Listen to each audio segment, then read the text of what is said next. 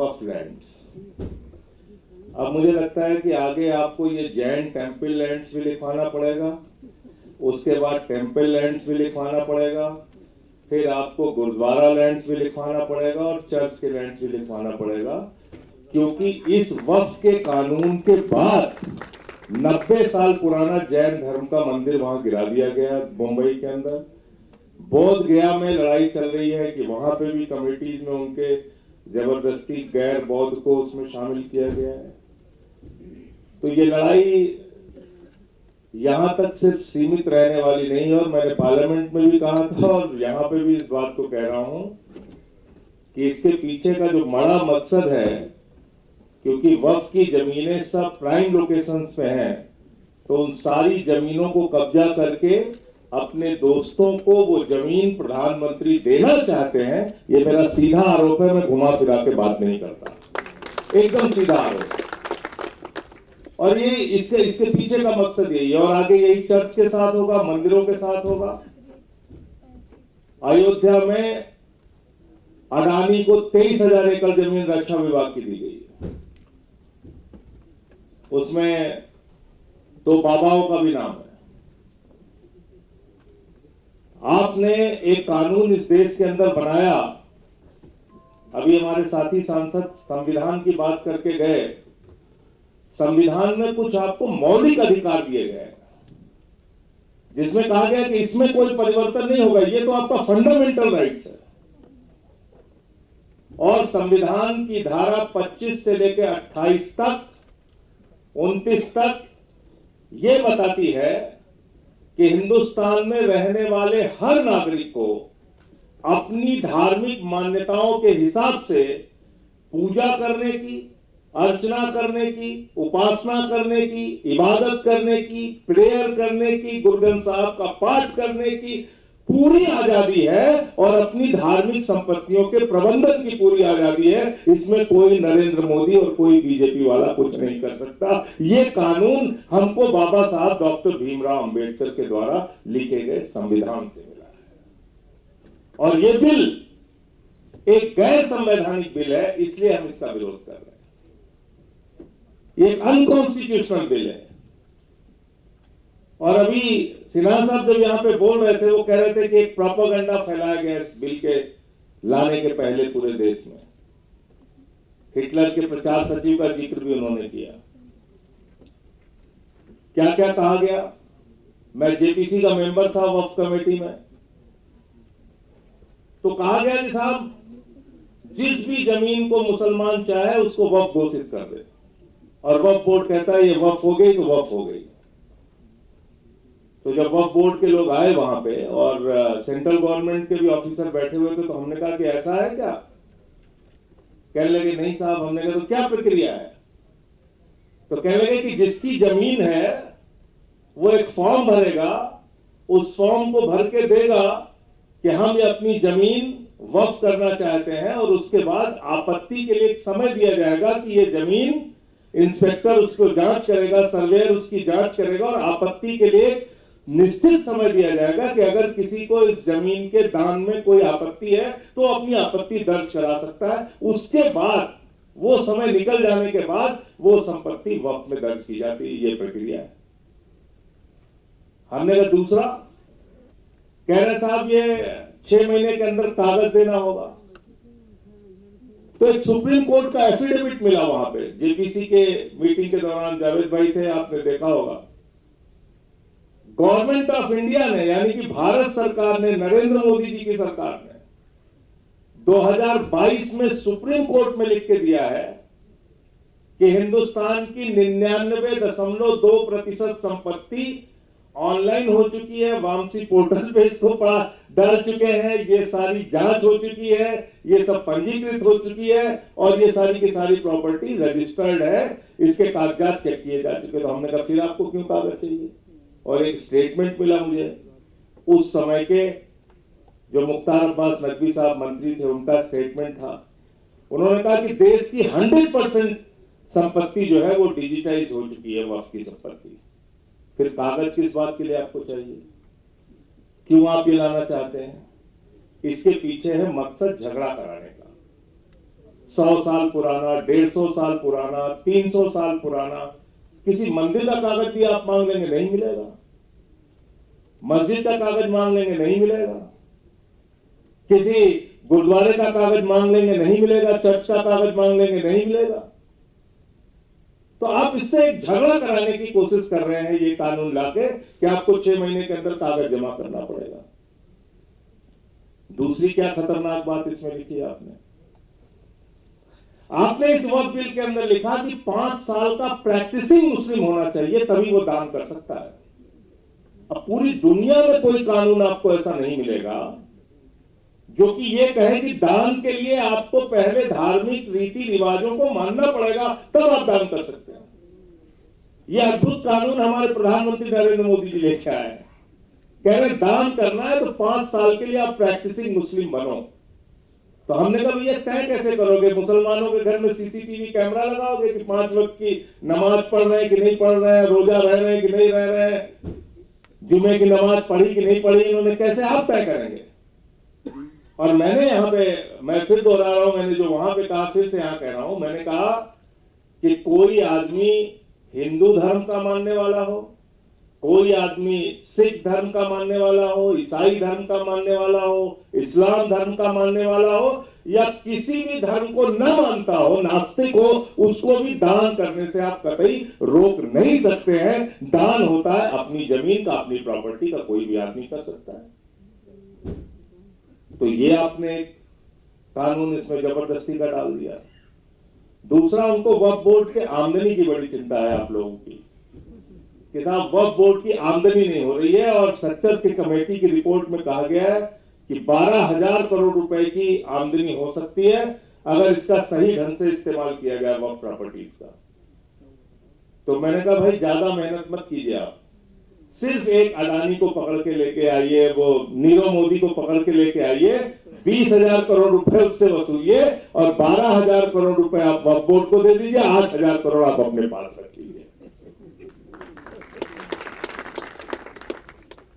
लेकिन सच्चर कमेटी की रिपोर्ट इतनी सीमित नहीं है, उसको बहुत छोटा करके दिखाया जा रहा है।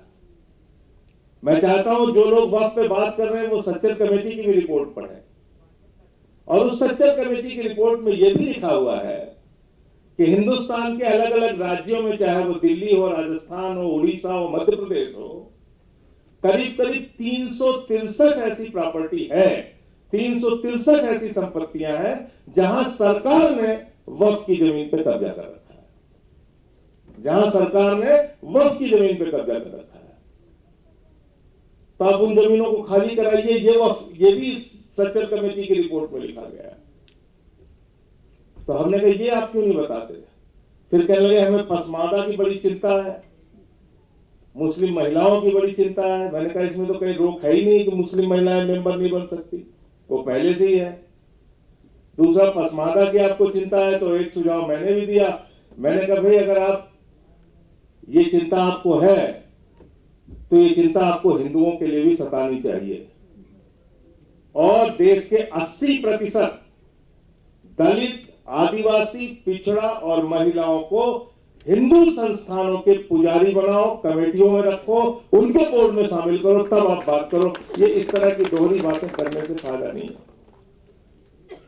दो तरफा आप चाल चलेंगे ये ठीक नहीं है, और दो तरफा चाल हो रही है इस देश में। दो तरह के कानून का नजरिया है इस देश में। एक अली खान महमूदाबाद के मामले में है और एक विजय शाह के मामले में है। और मैं अदीब साहब से कहना चाहता हूं, आप कोई पोस्ट लिखते हैं आप कठिन अंग्रेजी में मत लिखा कीजिए, कठिन अंग्रेजी में लिखेंगे तो मुश्किल हो जाएगी। साफ साफ हिंदी में लिखिए, उर्दू में लिखिए, उसका हो सकता है ट्रांसलेट करा लें। अंग्रेजी का तो भाटिया मैडम ने बता दिया कि हम उठा के जेल में डाल देंगे जब कठिन अंग्रेजी लिखोगे। तो ये हो रहा। तो मैं सिर्फ ये कहना चाहता हूं कि तानाशाही से जिस तरह से इस देश को चलाने की कोशिश की जा रही है वो ठीक नहीं है। और कई बार हमारे साथी जब इस बात को कहते हैं कि 1947 में हमने ये फैसला लिया यहाँ रुकने का, वो सुन के मुझे बहुत दुख होता है। कृपा करके ये कहना बंद कीजिए, ये आपका मुल्क था, है और रहेगा, इसमें कोई भी ये बात करने की जरूरत नहीं। क्योंकि ये बात जब मैं सुनता हूं तो मुझे बहुत दुख होता है। मैंने अपने कई मुस्लिम साथियों से शेयर भी इस बात को किया। मैंने कहा ये क्यों कहते हो कि हमने 47 में निर्णय लिया और सोचा और समझाया? भाई ये आपका मुल्क है, आपने निर्णय क्यों लिया? आपके बाप दादा, आपके पुरखे यहाँ पे रहे, यहाँ पैदा हुए आप, तो आपका मुल्क है, ये कहने की जरूरत नहीं है। ये देश सेकुलर है, इसलिए नहीं कि प्रधानमंत्री मोदी जी धमका के हमको जो चाहेंगे वो कर लेंगे, या बीजेपी जो चाहेगी वो कर लेगी, या आरएसएस जो चाहेगी वो कर लेगी। ये देश सेकुलर है और अपने मिजाज से, अपने विचारों से सेकुलर है। और इसका सबसे बड़ा उदाहरण यह है कि वक्फ बिल के खिलाफ 232 वोट पड़े, जिसमें सिर्फ 24 मुसलमान थे, बाकी सब हिंदू थे, सिख थे, ईसाई थे। 95 वोट राज्यसभा में पड़े, जिसमें मुश्किल से 5 और 6 मुसलमान रहे होंगे, बाकी सब हिंदू थे, सिख थे, ईसाई थे। कोई भी गलत काम होगा उसके खिलाफ हम लोग आवाज उठाने के लिए खड़े रहेंगे, आपके साथ कंधे से कंधा मिला के खड़े रहेंगे। हो सकता है आज आपको लग रहा हो कि हम लोग कमजोरी की हालत में हैं। होता है राजनीति में, कभी किसी की संख्या ज्यादा हो गई, इसका मतलब क्या है? मैदान छोड़ के भाग जाएंगे? बिल्कुल भागेंगे नहीं। आंख में आंख मिला के इनसे लड़ाई लड़ेंगे, अपने हक के लिए, संविधान के लिए, जायज बातों के लिए। उसमें पीछे हटने की कोई आवश्यकता नहीं। तो इसलिए मुझे लगता है ये कहना बिल्कुल बंद करना चाहिए कि हमने 47 में फैसला लिया। ये आपका ही मुल्क है, आपने क्या फैसला लिया? आपका मुल्क है ये, और ये एक सेकुलर मुल्क है। ये संख्या बल का खेल तो बदलता रहता है। अभी पूरे देश ने दिखाया ना, पहलगाम के बाद, पहलगाम की घटना के बाद पूरे हिंदुस्तान ने दिखाया कि हिंदुस्तान एक सेकुलर मुल्क है। पहलगाम की घटना के बाद कश्मीर के गलियों में, मोहल्लों में, गांवों में, लाल चौक तक में प्रदर्शन हुआ और सबने कहा ये निंदनीय घटना है, इसकी हम भर्त्सना करते हैं, हम इसके खिलाफ हैं। और रो रो के लोगों ने इस बात को कहा। अभी आपने ऑपरेशन सिंदूर शुरू किया, पूरे देश के मुसलमान आपके साथ खड़े हुए। मस्जिदों में उन्होंने ऐलान किया कि हम इस मामले में भारत की सरकार के साथ हैं। सर्वदलीय बैठक में हमने कहा कि हम साथ में हैं। हाँ, मार्केटिंग करने के लिए हम साथ में नहीं है। मार्केटिंग मुबारक हो मोदी जी को। आज उन्होंने बोला है कि हमारे शरीर में खून, गर्म खून नहीं बह रहा है, गर्म सिंदूर बह रहा है। मुझे शर्म आई ये बात सुनकर, भारत के प्रधानमंत्री की ये बात। अभी ऑपरेशन सिंदूर जारी है। अभी वो 4 आतंकवादी पकड़े नहीं गए जिन्होंने हमारे बहनों के सिंदूर उजाड़े, और आपने उसकी मार्केटिंग शुरू कर दी।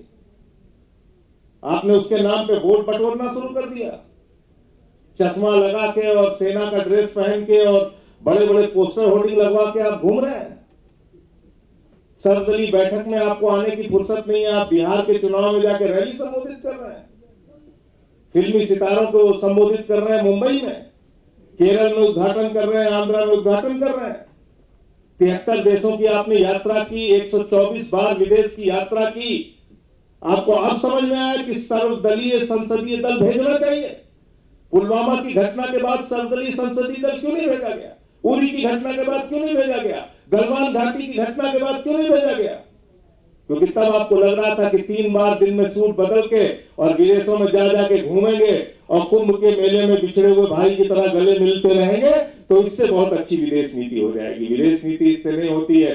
विदेश नीति होती है कि जब आप अपने देश के अंदर ऐसा माहौल बना के पैदा करते हैं जिससे पूरी दुनिया आपकी तरफ देखे और आपके समर्थन में खड़ी हो, तब वो उसमें आपको सफलता मिलती है। तब आपकी आवाज में दम होता है, तब आपकी आवाज में दम होता है।